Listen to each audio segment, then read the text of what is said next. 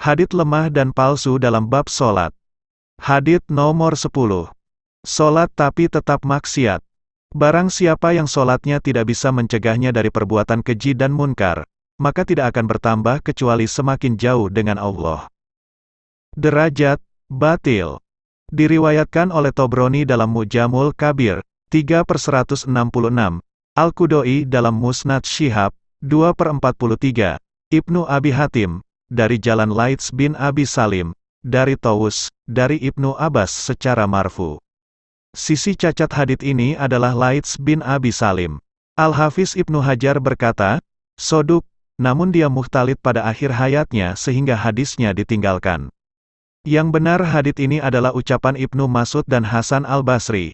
Hadits ini juga lemah dari sisi matannya. Syaikh Al-Albani berkata, adapun matan hadits ini juga tidak sahih, karena zohirnya mencakup orang yang sholat dengan melakukan semua syarat dan rukunnya yang mana dianggap sah oleh syariat, namun yang mengerjakan sholat itu masih menerjang sebagian kemaksiatan. Lalu bagaimana mungkin dengan sholatnya itu semakin menambah jauh dari Allah Ta'ala? Ini sesuatu yang tidak masuk akal. Lihat Ad-Do'ifah, 2. Hadits nomor 11. Tidak ada sholat kecuali di masjid. Tidak ada sholat bagi tetangganya masjid, kecuali di masjid. Derajat lemah. Diriwayatkan oleh Daruqutni halaman 161, Hakim 1/246, Baihaqi 3/57, dari jalan Sulaiman bin Dawud al-Yamami, dari Yahya bin Abi Katsir, dari Abu Salamah, dari Abu Hurairah secara marfu. Sisi cacatnya adalah Sulaiman bin Dawud al-Yamami. Imam Bukhari berkata, munkar hadits. Padahal beliau pernah berkata, orang yang saya sebut sebagai munkar hadits maka tidak boleh meriwayatkan darinya. Lihat Ad-Do'ifah, 183.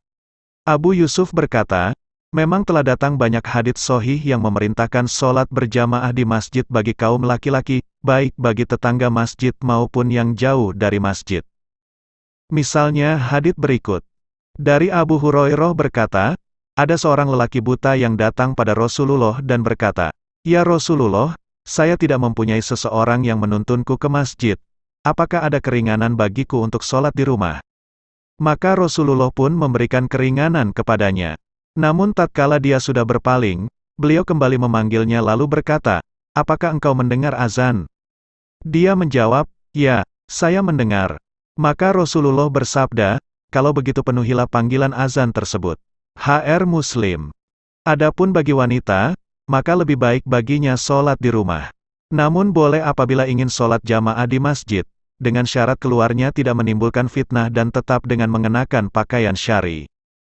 Perhatikanlah hadits berikut. Dari Ummu Humaid As-Saidiyah bahwa dia datang kepada Rasulullah lalu berkata, wahai Rasulullah, saya ingin sholat bersamamu. Rasulullah menjawab, saya tahu bahwa engkau ingin sholat bersamaku. Namun sholatmu di kamarmu lebih baik daripada engkau sholat di bagian lain rumahmu, dan sholatmu di rumahmu lebih baik daripada engkau sholat di masjid kampungmu, dan sholatmu di masjid kampungmu lebih baik daripada engkau sholat di masjidku ini. HR Ahmad, 5/198, Ibnu Huzaimah, 1689, dengan sanad hasan.